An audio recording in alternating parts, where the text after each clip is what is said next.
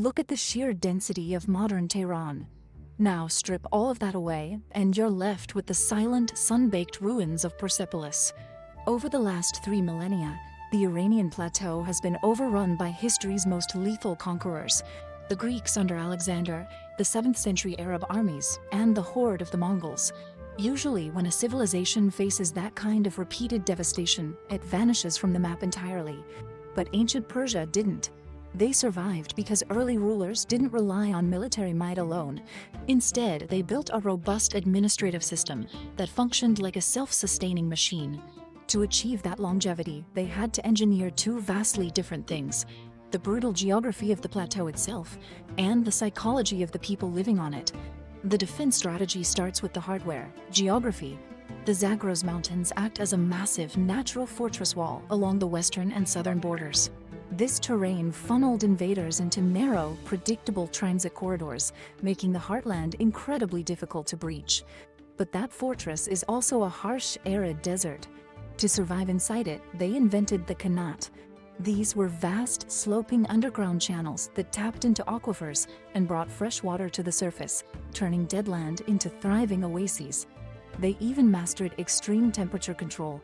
They built Yakhchals, massive domed structures that manipulated airflow to create and store ice year-round in the desert. This artifact is the Cyrus cylinder. It records the software of the empire, a deliberate policy of religious and cultural tolerance implemented by Cyrus after capturing Babylon. This decree functioned as calculated statecraft, designed to minimize revolts and ensure long-term stability. By allowing subjugated nations to keep their own traditions as long as they paid taxes, the Achaemenids created a system of immense cultural gravity. The bureaucracy worked so well that diverse populations actively wanted to participate in it, laying a foundation of governance that would outlast the kings. That foundation faced its first existential threat in the 7th century. The Rashidun Caliphates swept across the plateau, crushing the reigning Sassanid Empire. On paper, it looked like Persian heritage had been entirely swallowed up by the new Arab masters. But the exact opposite happened. The conquering armies needed a way to manage their massive new territories. Educated Persians simply stepped into the power vacuum, integrating themselves into the Islamic caliphates as viziers and administrators. Look at this anatomical diagram of the eye. It's a product of the Islamic Golden Age, an era driven largely by Persian scholars like Avicenna and Al-Khwarizmi, who pushed the boundaries of global medicine, astronomy, and mathematics. The collapse of their political state allowed Persian culture to detach from a single royal bloodline. Their language, science, and administrative skills became permanently embedded into the DNA of the entire Islamic world. Then, the ultimate stress test arrived in the 13th century. Genghis Khan and the Mongol armies unleashed an unprecedented wave of destruction. Entire cities were leveled, and millions of people were massacred.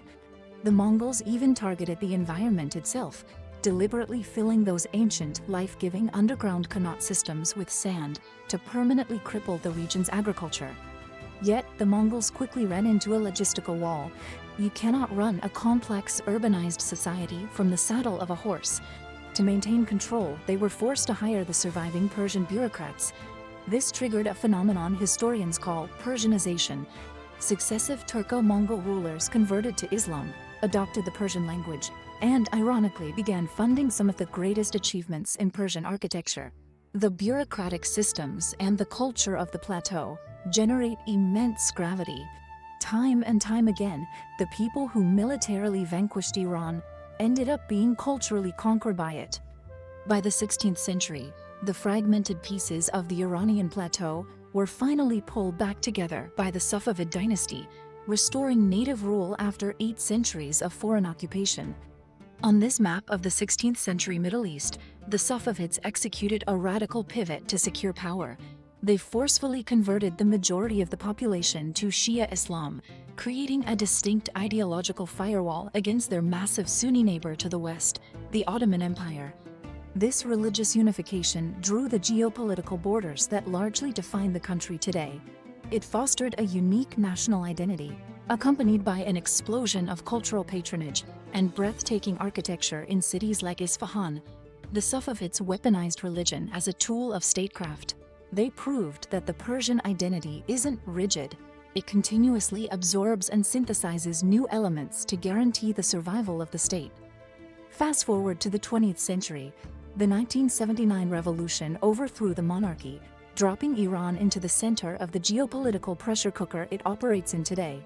The modern Islamic Republic operates on a paradoxical dual structure, a republic fused with a theocracy. But beneath the surface, it echoes that ancient Achaemenid framework, an absolute, centralized authority sitting on top of complex, decentralized local networks. These modern political maneuvers represent the latest iterations of a 3,000-year-old survival mechanism, reacting to intense external threats and economic isolation. Iran functions as an eternal crucible. It is a land defined by apocalyptic invasions, yet protected by an unbroken cultural continuum that simply outlasts, adapts to, and absorbs its enemies. Looking at this 3,000-year timeline, is Iran's history a cycle of glory and tragedy, or is it one long, unbroken story of survival? Let us know what you think down in the comments.